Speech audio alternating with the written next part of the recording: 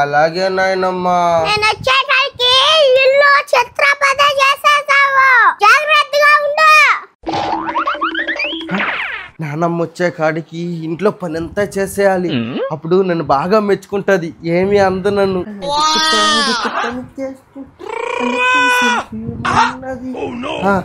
ఇల్లు వచ్చేసాం. అబ్బా సామాన్లు వేసాం. అబ్బా గొడ్లన్నీ మడత పెట్టేసాం. అబ్బా నాన్నమ్మ వచ్చేసినట్టుగా ఉంది. ఇల్లంతా శుభ్రంగా ఉంది. ఈరోజు నేను బాగా మెచ్చుకోవాలి. నానమ్మ నానమ్మ అది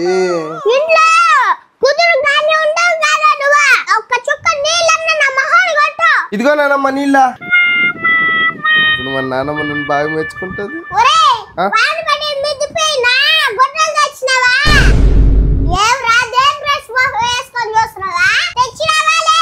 నానమ్మ అది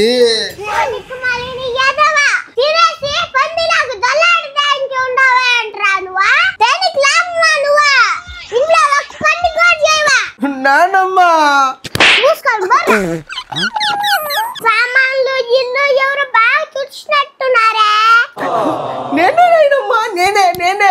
బంగారు మనోడు ఎంత బాగా చేస్తాడు పని. నాయనా ఇదే మాదిరిగా నువ్వు ఇంట్లో పని చేసుకో. నీకు పెళ్ళి అయినా కానీ భార్య ఉద్యోగం పట్టది.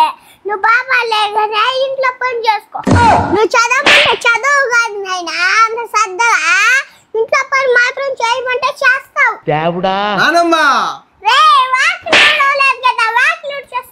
ఏంది మన గొడవ మరి కొడుతున్నావా?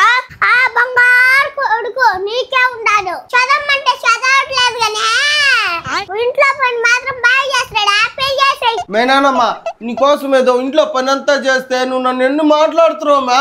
నేనేమి మాట్లాడలేదు గానే మూసుకోపోయి చదువుతావారా? పెద్దోని నేను చెప్పినప్పుడు విను. నాన్న చెప్పి నిన్న వల్ల పోయి చదువుకోబో. నాన్న శిరేష ఇట్రా గొర్రె మార్చేసుకున్నావా? నేను చదువుకుంటున్నాను నాయనమ్మా. చదువుకో నాయనా, చదువుకో. ఇంట్లో పని అంతా నాకే పట్టిందిలే. అక్కడ చదువుకో. ఆ చదువుకుంటా ఇంట్లో వాళ్ళకి సాయం చేస్తా ఉన్నారు. మళ్ళీ చదువేవు ఇట్లాంటి బిడ్డను పెట్టుకొని నేను ఇంట్లో ఉండా.